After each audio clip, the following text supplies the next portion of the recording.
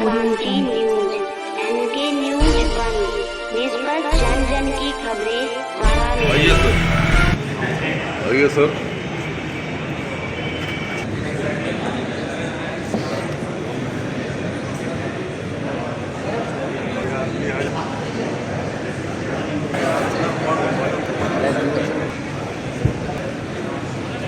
चाय बैठना चाय पिलाइए।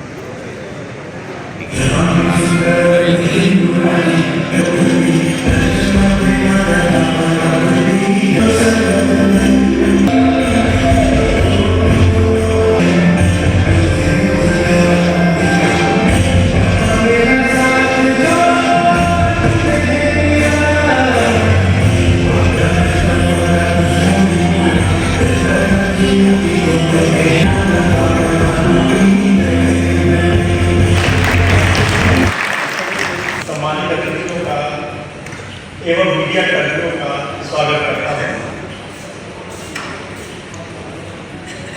हम सभी के लिए गर्व एवं हर्ष का विषय है कि आज टैक्स फेयर हब के उद्घाटन के इस अवसर पर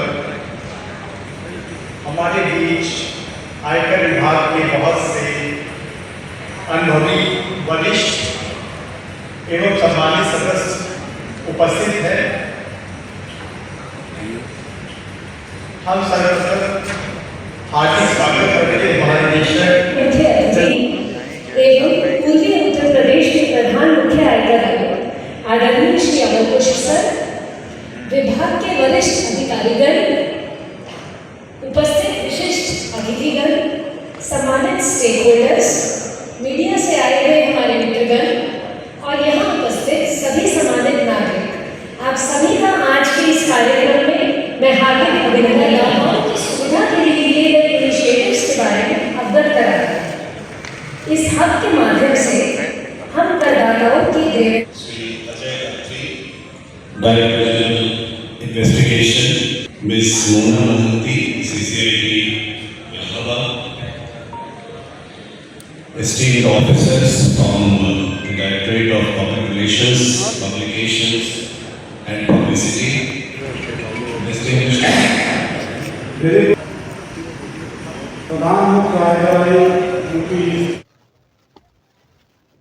ये डायरेक्टरेट ऑफ पब्लिसिटी जो CBDT के अंदर में काम करती है, उनका ये प्रोग्राम है tax payer hub. Tax payer hub एक तरह का आउटरीच प्रोग्राम है जिसमें हम डिफरेंट जो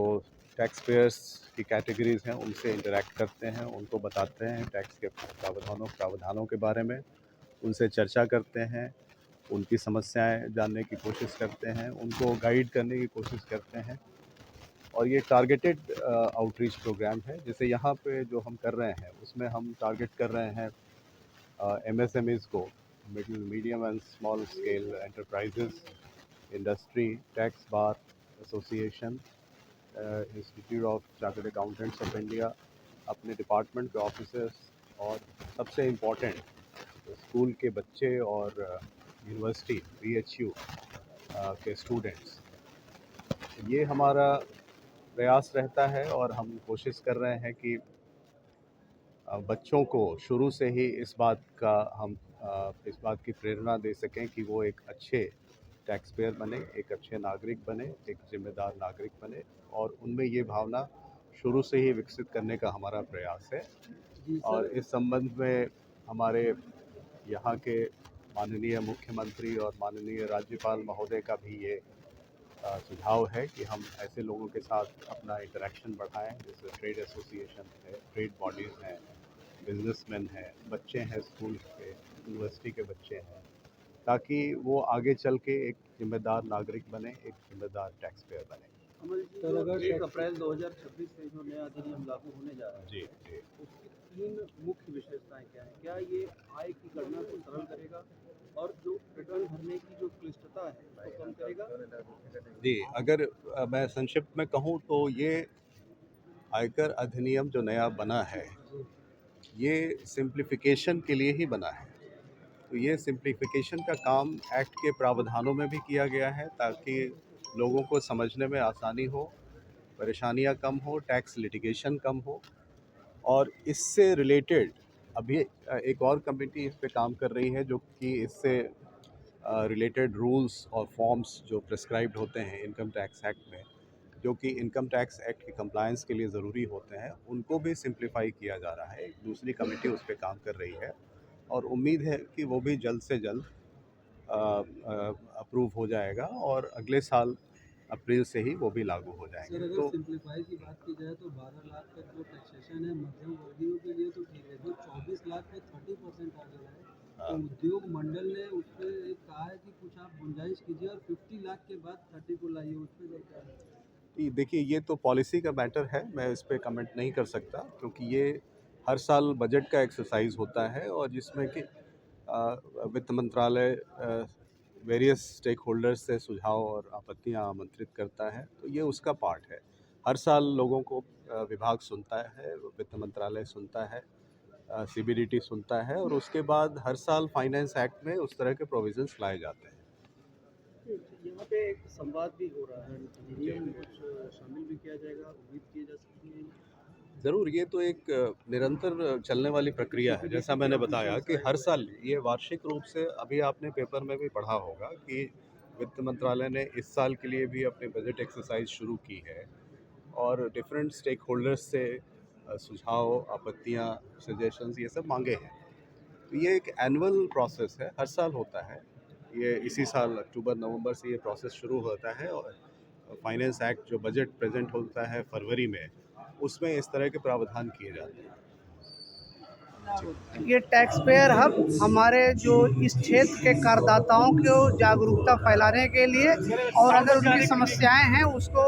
कैसे ना पूरा प्रोसेस है। आप सामने देख रहे हैं टैक्स पेयर हब है, इसमें लाइव टाइम में अगर आपकी कोई ग्रीवांस है, कोई शिकायत है या आप प्रोसेसिंग करना चाहते हैं या नए आयकर अधिनियम से संबंधित कोई जानकारी चाहते हैं, यहाँ आपको तुरंत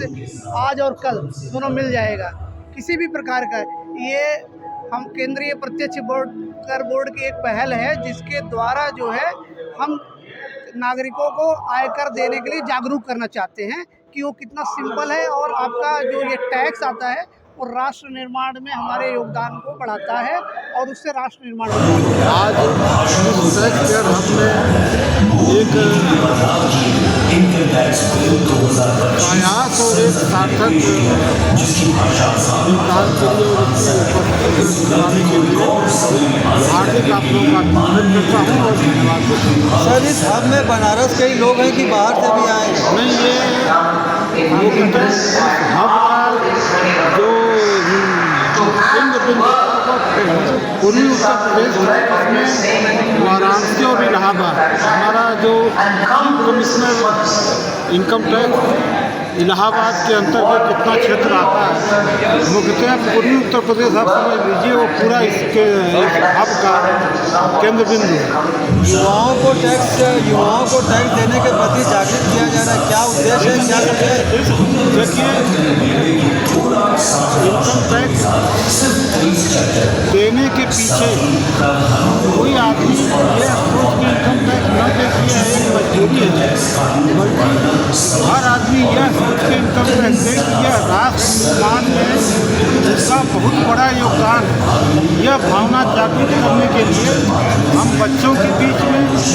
जो कल नागरिक बनने वाले हैं उन बच्चों के बीच में और आज हमारे युवाओं के बीच में, खासतौर से उन युवाओं के बीच में जो उद्यमी बनने जा रहे हैं, जो बड़ी नौकरियों पे जा रहे हैं, जो आज कॉलेज में और कल